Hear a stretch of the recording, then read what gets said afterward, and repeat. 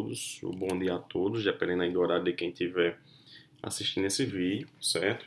O objetivo dessa aula, pessoal, é basicamente a gente fazer uma compilação de tudo que a gente viu nessa nossa disciplina, fazer uma revisão geral rápida, certo? O que vocês podem, então, dar uma analisada aí para o que vai cair amanhã no mini-teste. No caso, para a próxima... Amanhã não, para a próxima quinta-feira, não é isso?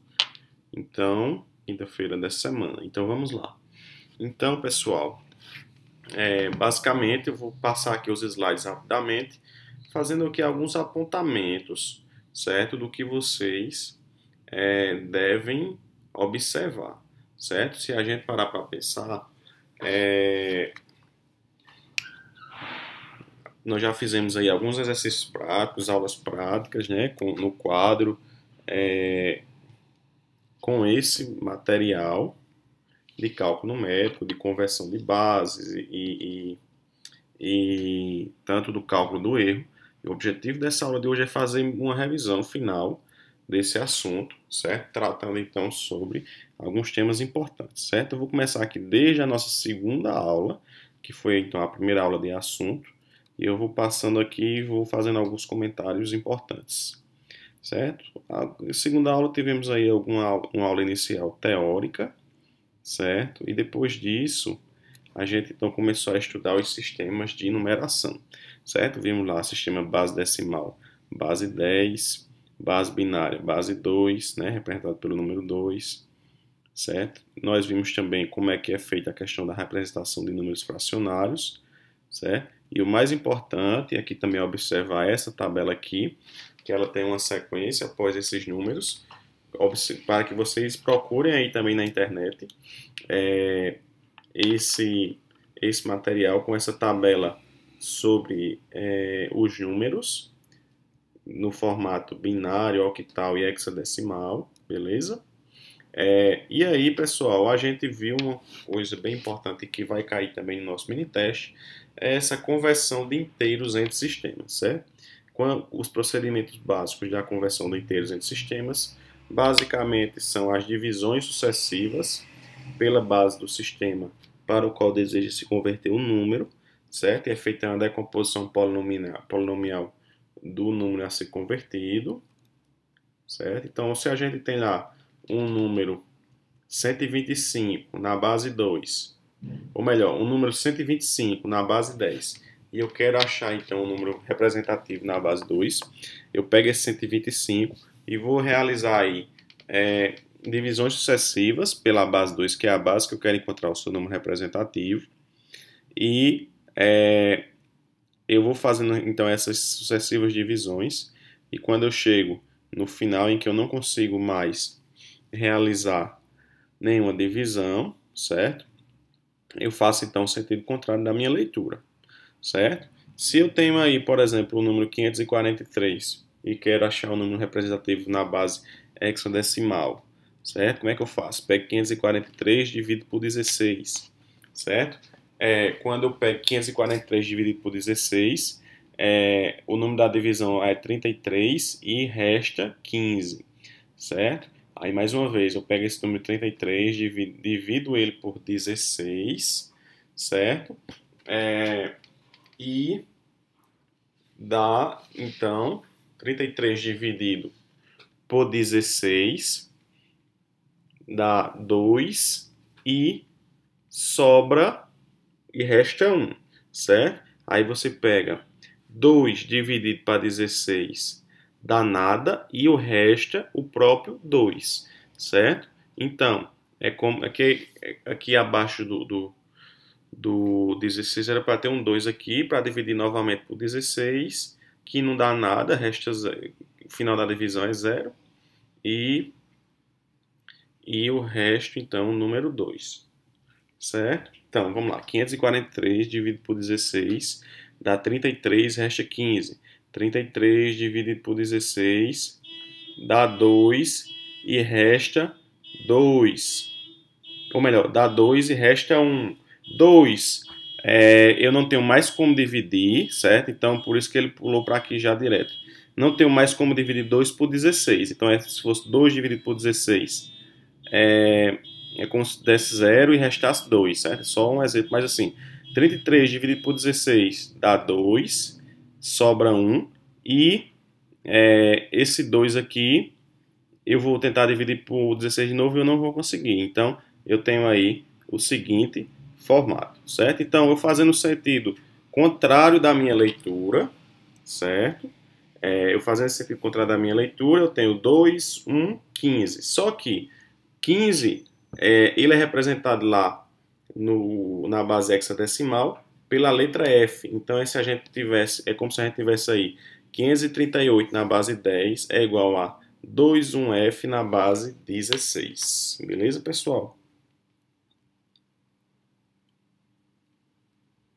Aí nós vimos aí a questão, por exemplo, quando eu preciso converter octal para hexadecimal, como é que se faz? Não é realizado diretamente, não há relação entre essas potências, certo? E a gente tem que então gerar uma base intermediária.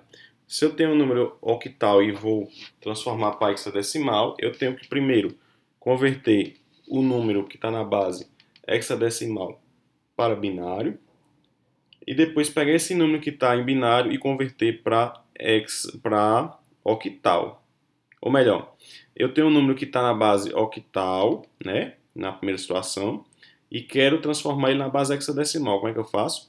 Pego esse número que está na base octal, transformo para a base binária, certo? E esse resultado que está na base binária, eu vou e transformo ele na base hexadecimal. Certo? Isso foi o que a gente viu na nossa segunda aula. Beleza? Deixar aqui. A gente viu também, na nossa terceira aula, a questão de que conversão de fração, né, isso, em que a operação inversa, basicamente faz a multiplicação da parte fracionária por 2, até que a parte fracionária do resultado seja 0, certo? Então, se eu tenho aí 0,625 decimal para binário, eu vou pegar esse número e multiplico por 2, dá 1,25. Logo, a primeira casa fracionária é 1 e o resto é 0,25. Aí eu pego esse 0,25, multiplico por 2, dá igual a 0,5, que é a segunda, e a segunda casa é 0, e o resto continua sendo 0,5. 0,5 vezes 2 dá 1,0, a terceira casa é 1, e o resto é 0. Então, eu não tenho mais como fazer, então, mais nenhuma conversão. E o resultado, que é 0,625, o número 0,625 na base 10 vai ser igual a 0,101 na base 2. Beleza? Aí vocês viram também que a questão de converter a parte inteira e a parte fracionária. Primeiro, você converte a parte inteira, depois converte a parte fracionária e no final junta então os resultados. Certo? Se eu tenho, por exemplo, 8,375 na base 10, como é que eu faço para achar o número na base 2? Eu faço então o número 8, eu faço então aquelas que é a parte inteira, eu pego esse número 8 e faço as sucessivas divisões do número 8, certo? E o número 0,375, eu faço então a conversão da fração, seguindo aí esse exemplo, certo? E no final eu junto tudo. Lembrando que lá nas divisões da parte inteira, eu faço então faço a leitura contrária do meu resultado para efetivar então o número correspondente. E na conversão de fração eu não preciso fazer a leitura contrária, ou seja, se eu tenho 0, 1, 1, então 0, no caso 0,375 é igual a 0,011 na base 2, beleza? Aí a gente viu aí a questão de representação em ponto flutuante, que você já conhece muito bem. Tudo vai variar, então, de acordo com a posição da vírgula, beleza? A gente viu isso. E nas nossas últimas aulas, nós vimos, então, a questão do cálculo de erros, certo? Várias aulas nós tivemos aí sobre a existência de erros, a questão de representação intervalada de dados, que acaba ocorrendo que a incerteza sobre o valor real, a gente viu isso, certo? Vimos vários tipos de erros que estão, a inerência desses erros que estão relacionados aos dados, ao cálculo numérico, certo? A gente viu erro de arredondamento, erro de truncamento, certo? A gente viu as fontes de erros, foi? Questão de resultado na saída, a acurácia, definição de acurácia, definição de precisão. Vamos ver mais. Deixa eu ver mais o que a gente viu. A gente viu então o erro absoluto, o erro relativo, as suas fórmulas. E a gente viu justamente na aula passada, através do quadro, como é que é calculado o erro absoluto e o erro relativo para o arredondamento, para o truncamento, certo? A gente viu isso bem direitinho, certo? Não tenho o que comentar aqui.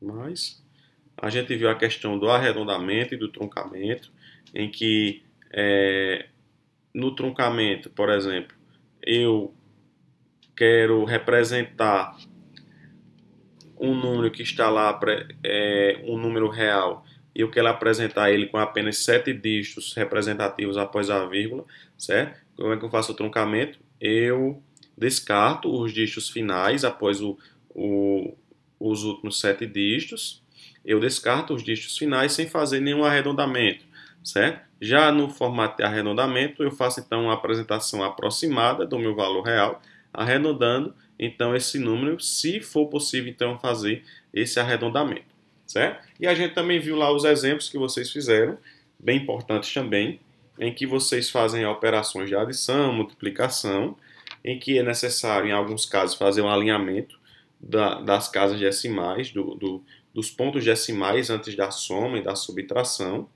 certo? E após isso, a gente viu então como a gente consegue calcular o arredondamento e o truncamento através de quê? Através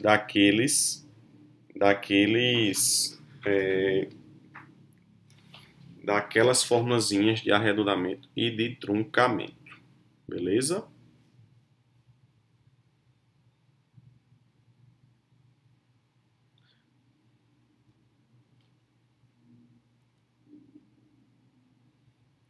Que vocês viram, por exemplo, aqui, ó, que o erro relativo é o erro absoluto dividido pelo valor real, né? Isso, o valor exato, certo? E vocês no final calcularam então o valor do erro relativo e do erro absoluto, considerando então aquelas